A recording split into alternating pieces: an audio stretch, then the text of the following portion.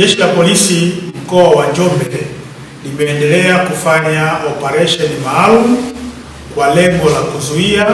kubaini na kutanzua uhalifu ambao umetokea katika kipindi cha mwezi Juni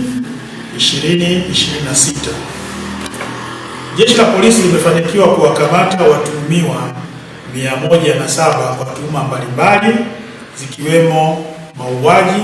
uvunjaji, wizi wa pikipiki pamoja na madawa ya kulevya. Miongoni mwa watuhumiwa waliokamatwa ni pamoja na raia wa kigeni ambaye amefahamika kwa jina la Amar Abdi Wota El Saidi, miaka 37. Huyu ni raia wa Misri ambaye amekutwa akiwa anafanya kazi hapa nchini bila kuwa na vibali na tayari ameshakabidhiwa katika idara ya uhamiaji kwa hatua zingine.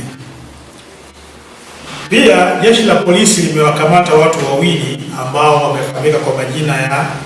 Lujiliko Zablon Mlowe, huyu ana miaka 52, pamoja na Zawadi Samola Msigwa, huyu ana miaka 43,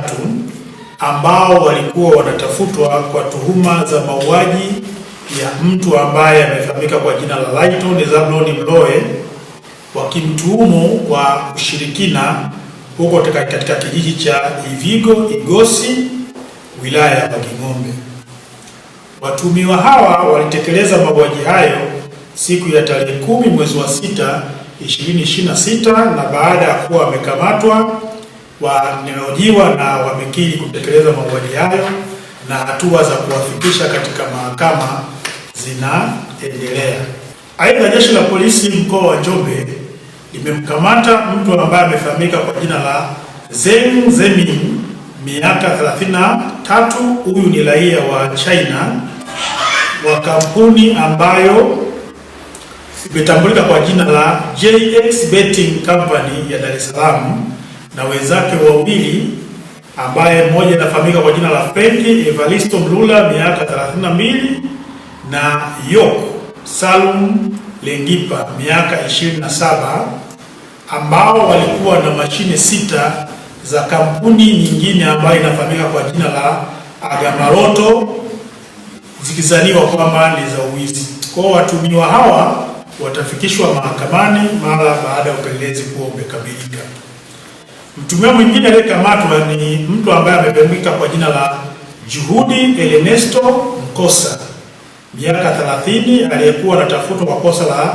kutenda tukio la mauaji lililotokea tarehe 29 mwezi wa 11 2025 huko katika kijiji cha Kijombe, ambapo alimuua mtu ambaye amefahamika kwa jina la Ernesto Lutengamaso Mkosa ambaye ni baba yake mzazi. Katika mahojiano ya awali, mtuhumiwa amekiri kutenda kosa hilo toka tarehe 29 mwezi wa 11 2025, na mara upelelezi utakapokuwa umekamilika wa vitu vingine, basi na yeye atafikishwa mahakamani. Lakini sababu halisi iliyopelekea mtuhumiwa huyu kuweza kutekeleza mauaji hayo ni kumtuhumu mzazi wake ushirikina, na kwamba mke wake alikuwa akibeba ujauzito unaharibika mara kwa mara. Vile vile jeshi la polisi mkoa wa Njombe kwa kushirikiana na polisi wilaya ya Mbalali mkoa wa Mbeya imefanikiwa kumkamata mtu ambaye amefahamika kwa jina la Joseph Mapinduzi Kalinga, miaka 21, mkazi wa Kinyanambo Mafinga, akiwa na pikipiki MC 803 EUN aina ya King Lion, aliyokuwa anatafutwa kwa kosa la wizi wa pikipiki uliotokea hapa mkoani Njombe. Kwa watuhumiwa wote hawa, mara baada ya upelelezi kuwa umekamilika, watafikishwa katika mahakama kwa ajili ya hatua zingine. Hivyo jeshi la polisi katika mkoa wa Njombe kupitia polisi jamii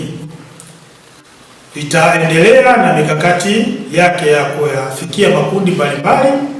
kwenye jamii kupitia polisi kata, ili kuhakikisha jamii inaendelea kubaki salama dhidi ya vitendo vya uhalifu kwa kuwajengea uelewa, kushirikiana na Jeshi la Polisi katika kubaini, kuzuia na kutatua uhalifu kwenye maeneo yao bila ya kusababisha madhara. Jeshi la Polisi mkoa wa Njombe linatoa wito kwa wananchi wa mkoa wa Njombe kuendelea na shughuli zao za uzalishaji mali bila wasiwasi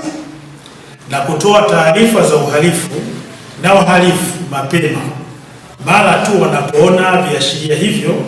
ili hatua ziweze kuchukuliwa kwa mujibu